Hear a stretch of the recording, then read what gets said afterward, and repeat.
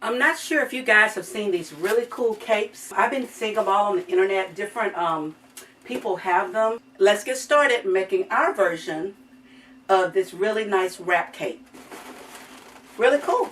Stay tuned and keep watching. All that's coming up next on Sewing with Niler.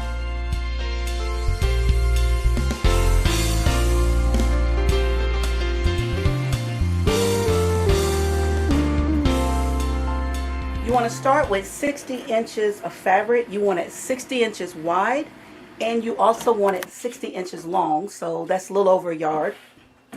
It's actually like a yard, a little over a yard and a half. And you want to start off by making sure that the selvage edges are together, because you're going to split this right down the middle of the fabric, right on the fold.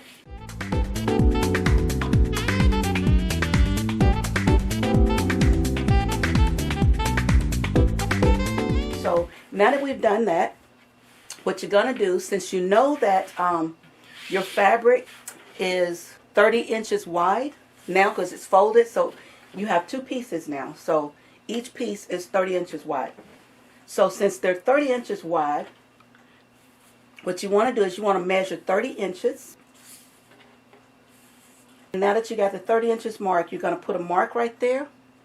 And you're going to sew a 5/8 inch seam allowance.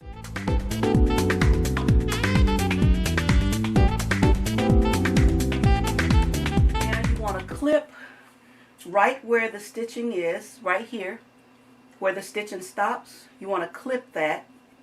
And now you want to finish off your edge. If you have a serger, you can serge it. You can zigzag. Check out my video on how to do some finishings without a serger. I am going to roll stitch mine.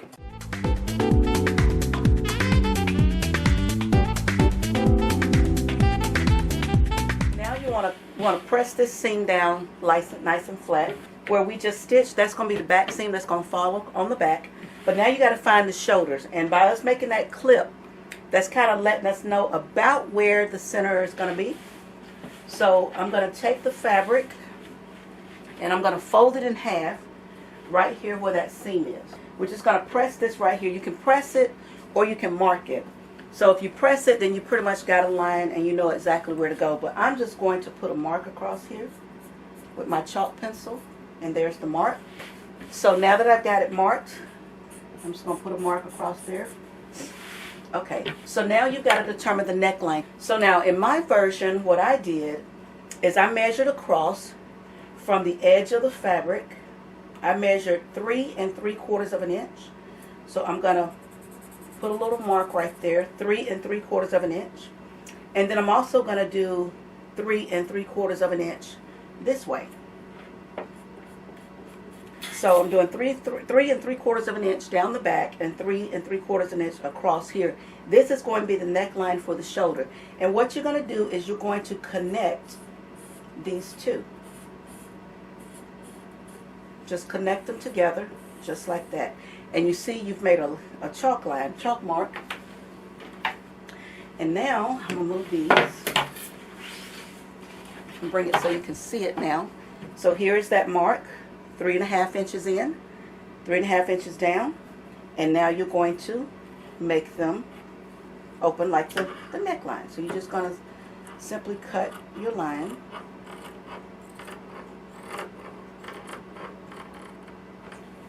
Okay. So now you've cut your line. Now if what you want to do now, where you make that cut right here, go ahead and cut across and finish that out. Okay. So now you've made, this is the center back. Now that we've got the neckline done, you're going to have to cut this excess fabric off. So since we cut 3 3/4 of an inch here, you're going to do the same thing and cut that same amount off all the way down. 3 3/4 of an inch all the way down. You want to cut that excess off because you don't want this extra fabric overlapping. I'm going to cut straight down. Okay, so now that we've got that done, right here where you made that cut, you want to put a pin right there to mark it because that's your shoulder. You can just chalk it, but whatever you do, you just want to mark that little spot so that lets you know that's the shoulder line, and you're going to cut this off. And now we're going to round off our shawl to make it more of a circle.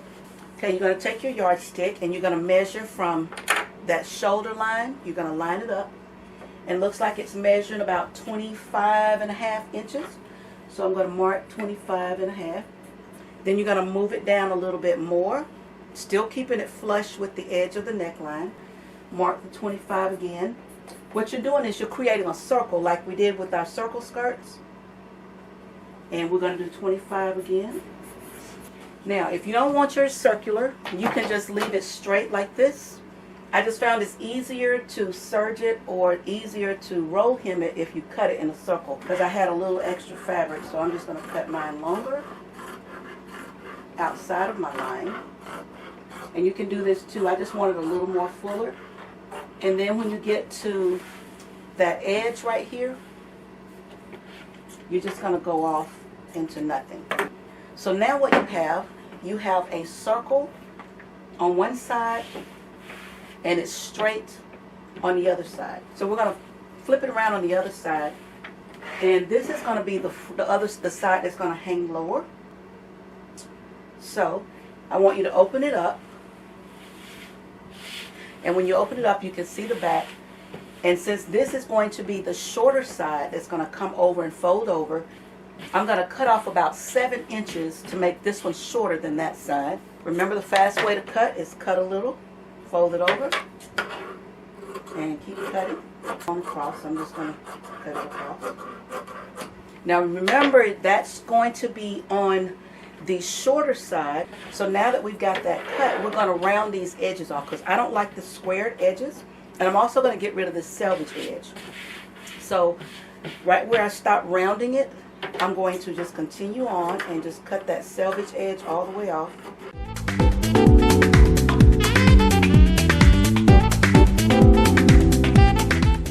Now when I get down to the end, I'm just going to round this off, because I want to have a soft edge rather than a hard straight edge. And then when I get to the other side, I'm going to do the same thing. I'm just softening the edge so it's just rounded and it just looks, to me, prettier. Alright, you want to go on the other side and you want to do the same thing here. So I'm just going to cut those selvage edges off. Now when I get to the bottom of this one also, I'm going to just soften it. And if you want to make sure they're exact, you can just take this piece and put it on the other side and then use it as a pattern to make sure they're the same. But I don't do that. I just eye it, because it's really not going to matter. Nobody's going to notice if they're off a little bit. Now that we got that done, we need to go ahead and mark where we're going to put the little loop that's going to hold the sash, because this is your shorter side. As you see, when you lay them out, you have one side that's shorter than the other, and that's exactly what you want. You want this side shorter than that side. Now we got to find our mark where we put our mark for our shoulder, and there's our shoulder right there. Since this is our shoulder mark, I'm going to just put a little mark across here just to draw a line to let me know that this is the shoulder. What I did is I went down 17 inches from the shoulder to where I want that little tab to be, the little loop. This is going to be based upon your waist measurement. So it's from the shoulder down to the waist. And since mine was measuring 17, I think I'm going to do 16 to make it just a little bit shorter. So I'm going to go 16 inches. And I'm going to put a mark right there at the 16-inch mark. And now we're going to take one of these pieces that we had left over that we cut off the center. This is going to be our tab. And my tab was 5 inches, so I'm going to allow 1/2 inch for a turn up. So I'm going to measure 6 inches, maybe 6 1/4 inches. You don't need much at all. And what I'm going to do is I'm going to take it and fold it in the center, just like that. And fold this one in the center. And then fold them on top of each other. So now I'm going to top stitch on the side that has the fold first to hold it in place.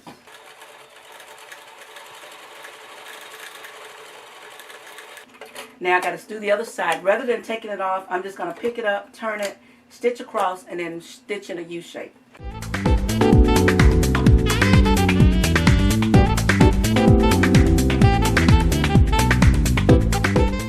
So here is the piece that we stitched. Make sure your markings are on your right side. I'm going to put my mark here and I'm going to double check everything. Here is my shoulder line right here. So I'm coming down 16 inches and there's my 16-inch mark. And I'm coming in 9 inches, 8.5, and there's my mark right there. Try it on first to make sure that it's in the location that you want it. Because, you know, like I said, there's no pattern. So when you're sewing for yourself like this, you want to try on as you go to make sure that everything's measuring up the way that you like it. So now you're going to tuck those in, make sure they're nice and straight. And now you're just going to go to the machine and top stitch this down.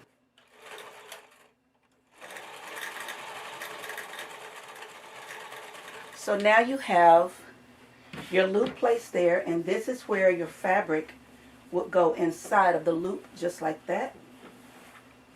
Just like that. That's how that's going to go. So you're pretty much done with your cape now. So this is a perfect fabric for roll edging the hem. So I'm going to roll edge hem this now.